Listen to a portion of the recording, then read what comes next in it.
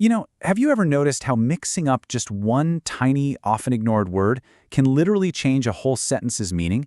We rely on these little words, the crucial glue of the English language, every single day, yet we kind of take them for granted. Welcome to The Explainer. Today, we're taking a deep dive into the mechanics of our language, unpacking 3 of the absolute powerhouse prepositions in English: with, over, and by. Trust me, by the time we're done here, you're going to see these everyday words in a completely different light.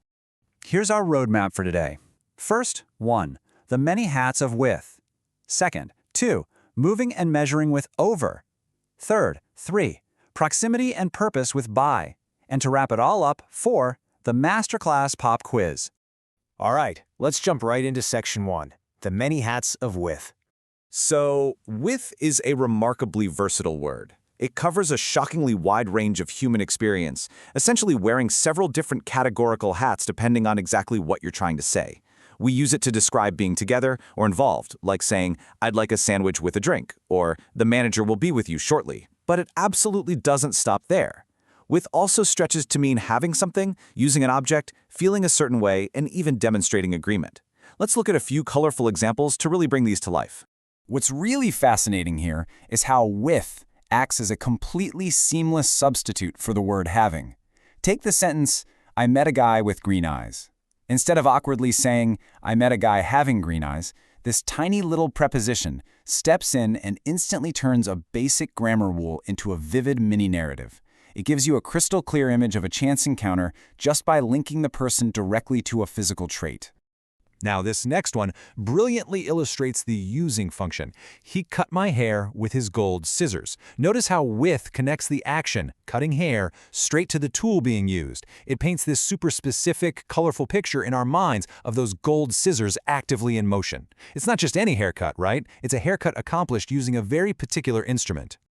Beyond just physical objects and tools, with operates in the abstract realm of human connection too. The phrase, "Are you with me?" perfectly captures how it indicates agreement or understanding. When someone says, "Yes, I'm completely with you," they aren't talking about physical location, they're talking about mental alignment. Which, naturally leads me to ask you directly, are you tracking with these concepts so far? Awesome. Moving right along to section 2, moving and measuring with over. Let's see how our spatial awareness builds here.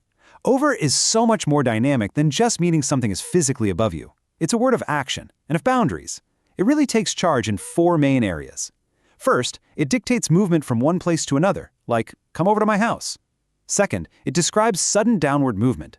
Third, it steps into the realm of math and rules, indicating more than an expected amount. And lastly, it measures a continuous period of time. So it's governing movement, gravity, and unexpected measurements all at once. So the crucial point here is that over can indicate dramatic downward movement. The big tree fell over on the road. That single word, over, suddenly transforms a peaceful scenic road into a blocked, chaotic path in our imaginations. It implies a total loss of balance, a yielding to gravity. That works whether it's a massive tree collapsing or just asking a friend if they can bend over to grab a dish. But remember, over isn't just about physical falling. It's also about invisible thresholds. We use it to indicate exceeding an expected number or amount. It basically acts as a strict boundary line. Think of a movie theater's age restriction. Kids 12 and over can watch this movie. Or imagine looking at a budget report and realizing, "Whoa, this amount is over our prediction." It's literally the ultimate linguistic gatekeeper for quantities. And when you think about it, over can also stretch like a rubber band across periods of time. We use it to describe durations, whether you're waiting in frustration for a phone to stop ringing for over a minute, dealing with losing sleep over this past month, or maybe proudly reflecting on having worked somewhere for over a year. It creates this solid bridge from the past right up to the present moment. All right, let's dive into section 3, proximity and purpose with by.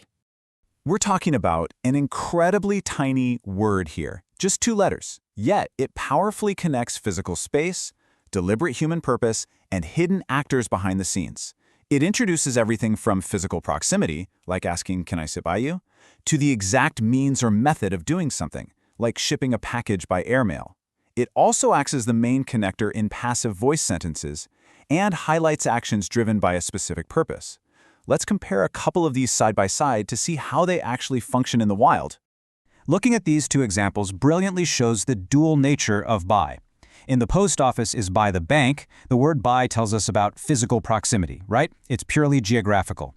But in I came here by subway, by suddenly shifts to become the method of transportation you used. It's the exact same tiny word, but with two completely different logical functions, and honestly, both are absolutely essential for navigating any city. Now, when a sentence uses the passive voice, the original subject is usually missing from the front. Here, by steps in to introduce the hero of the story at the very end. In this case, the mechanic who finally fixed the broken microwave. Without by, we just know the microwave is fixed, but we wouldn't have any idea who to thank. It reveals the hidden actor, just like saying the flowers were delivered by a postman. And here, by takes on a deeply inspiring tone.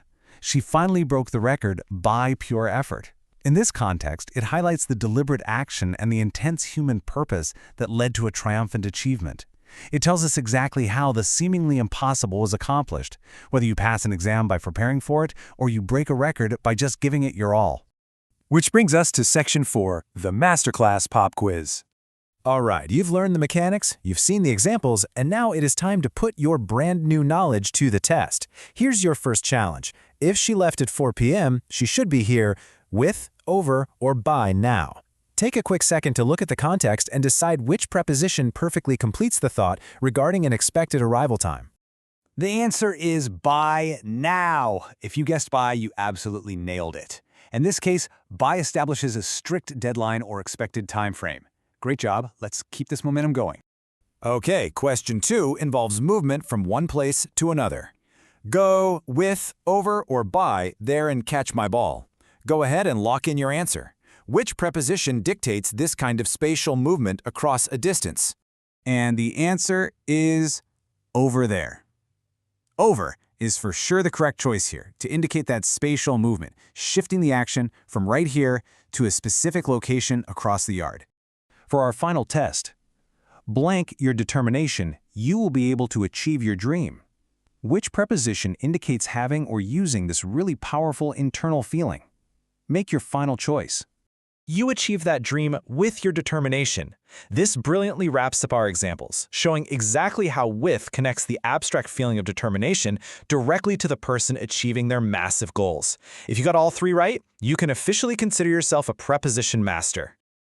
As we wrap up this explainer, I really want you to think about this final question. How will mastering these tiny prepositions change the way your biggest ideas are understood by the world?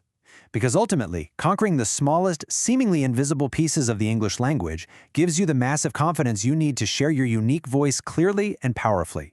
When you control the subtle glue of your sentences, you control your narrative. Thank you so much for exploring this fascinating topic with me. It leaves us to wonder, what complex idea will you confidently explain next?